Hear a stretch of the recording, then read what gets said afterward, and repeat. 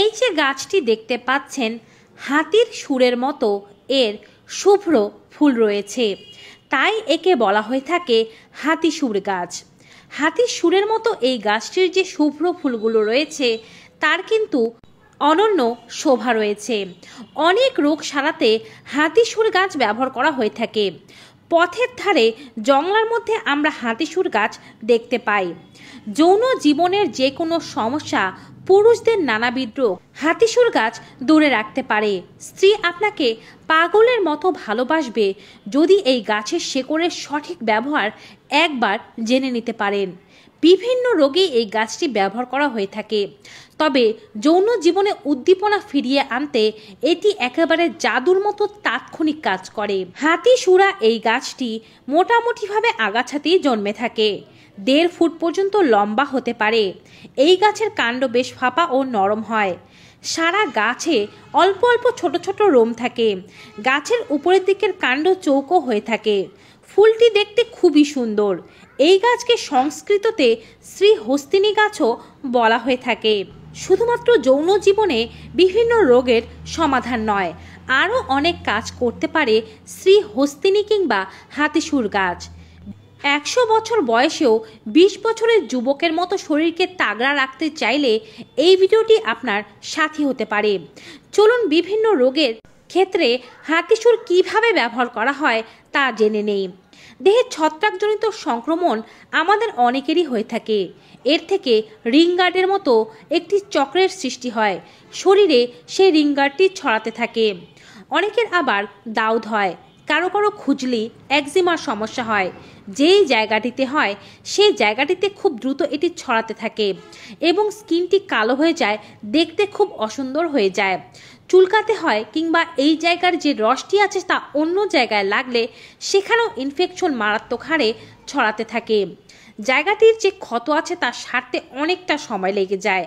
দেহের যে কোনো ছত্রাকজনিত ইনফেকশনে হাতিসুর গাছের পাতা এবং ডাল অল্প পরিমাণে নিয়ে ভালোভাবে ছেঁচে মসৃণ একটি পেস্ট তৈরি করে যদি আক্রান্ত স্থানে নিয়মিত 7 থেকে 10 দিন লাগাতে পারেন, যে কোনো ধরনের চুলকানি ও ইনফেকশনের সমস্যা ভালো হয়ে যাবে। শিশুরা হঠাৎ করে আঘাত পায়, কোথাও না কোথাও পড়ে যায়। বড়দের মধ্যেও এমন সমস্যা দেখা যায়। হঠাৎ আঘাতজনিত কোনো জায়গায় ব্যথার কারণে ফুলে গেলে, একেবারে রক্ত জমে গেলে কিংবা জায়গাটি লাল হয়ে থাকলে হাতিসুর পাতা বেটে সেখানে হালকা গরম প্রলেপ দিতে হবে। হাতিসুর পাতার ডাল সমেত নিয়ে ভালোভাবে এগুলোকে বেটে নিতে হবে। তারপরে এটিকে হালকা গরম করে নিয়ে ফোলার উপরে লাগিয়ে রাখতে হবে। নিয়মিত করলেই খুব দ্রুত ব্যথা ভালো হয়ে যাবে, ফোলা বা লাল ভাব দূর হয়ে যাবে। জ্বর কাশিতেও হাতিসুর গাছের মূল ও পাতা ব্যবহার করা হয়ে থাকে। হাতিসুরের একটি গাছ উপড়ে এর মূলটি ধুয়ে মূলটি কেটে নিতে হবে। তারপরে কিছুটা পরিমাণে পাতা নিয়ে ছেঁচে এর ভেতর থেকে রস বের করে সেটি 1 চা চামচ পরিমাণে মধুর সাথে মিশ্রিত করে 2 ভাগ করে দিনে 2 বার 1 চামচ করে খেতে হবে।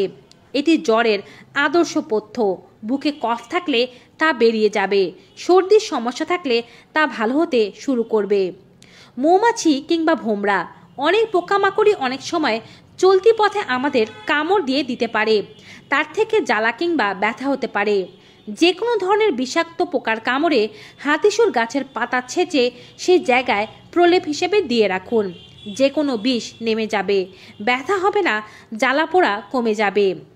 আঘাতজনিত ব্যথা, মচকানোজনিত ব্যথা, সকল ব্যথাতেই হাতিসুর গাছের পাতা সাহায্য করে। পাতা ঘন করে পেস্ট করে বেটে আঘাতজনিত ব্যথায় কিংবা ভেঙে যাওয়ার ব্যথায় লাগাতে পারলে, মচকানো ব্যথায় লাগাতে পারলেও যে কোনো ব্যথা খুব দ্রুতই ভালো হয়ে যায়। টাইফয়েড জ্বর অত্যন্ত মারাত্মক জ্বর হিসেবেই পরিচিত। এই জ্বরে মানুষের অনেক বড় ক্ষতি হয়ে যেতে পারে। টাইফয়েড জ্বরের ক্ষেত্রে হাতিসুর গাছের পাতা খুবই উপকারী। টাইফয়েড যদি কারো হয়ে থাকে, হাতিসুর গাছের পাতা 50 গ্রাম পরিমাণ নিয়ে এটিকে বেটে হালকা গরম জলের সাথে মিশিয়ে রোজ সকালবেলা বাসি পেটে রোগীকে সেবন করাতে হবে। শরীরের যে কোনো প্রকারের সমস্যা, টাইফয়েড জ্বরের ইনফেকশন 7 থেকে 10 দিনের মধ্যে রোগীর শরীর থেকে দূর হয়ে যাবে। তবে অবশ্যই জলটি গরম করে নিতে হবে। একজিমা, ছুলি বা মাথায় যে কোনো ধরনের সমস্যা, মাথায় চুলকানি, খুশকি, উকুনের সমস্যা, সকল সমস্যায় দূর করবে এই পাতাটি। মেহেদি পাতার সাথে সম পরিমাণে হাতিসুর গাছের পাতা ও ডাল নিয়ে বেটে মাথায় প্রলেপ লাগাতে হবে সপ্তাহে মাত্র 2 দিন।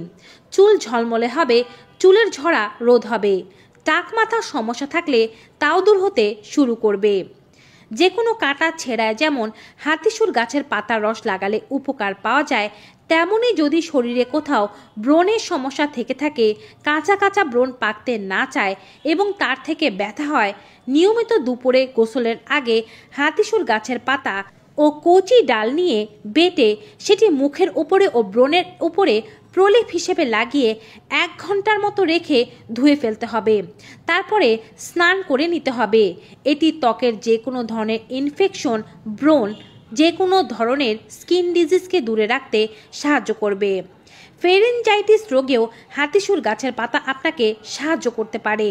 হাতিসুর গাছের পাতার রস হালকা গরম করে গার্গল করলে ফেরেনজাইটিস রোগ দূরে থাকে।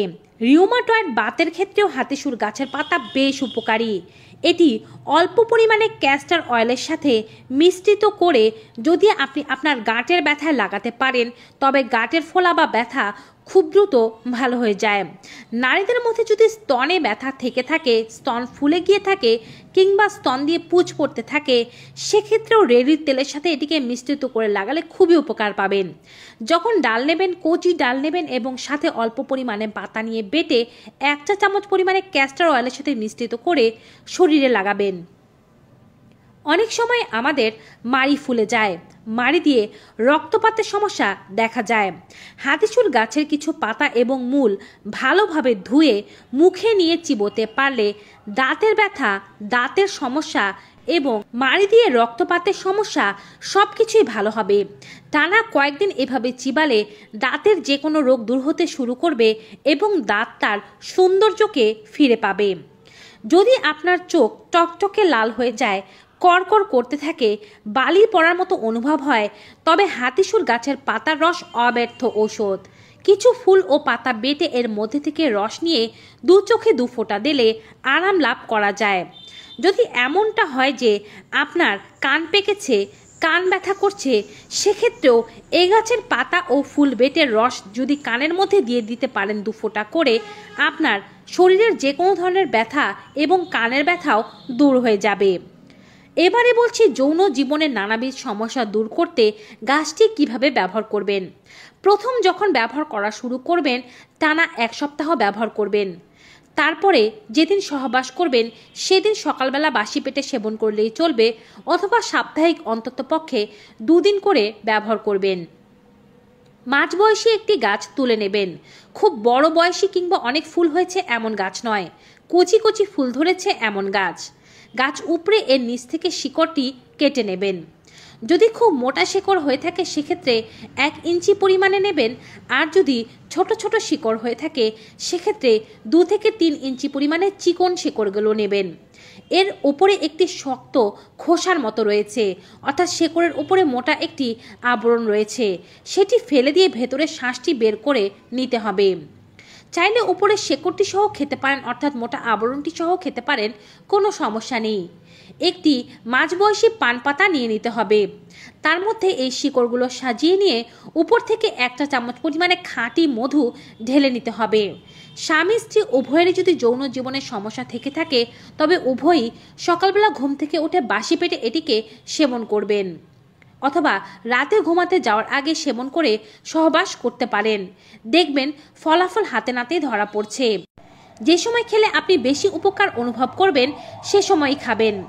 এছাড়াও টানা 7 দিন খাওয়ার পরে যেদিন সহবাস করবেন সেদিন সেবন করলেই যথেষ্ট।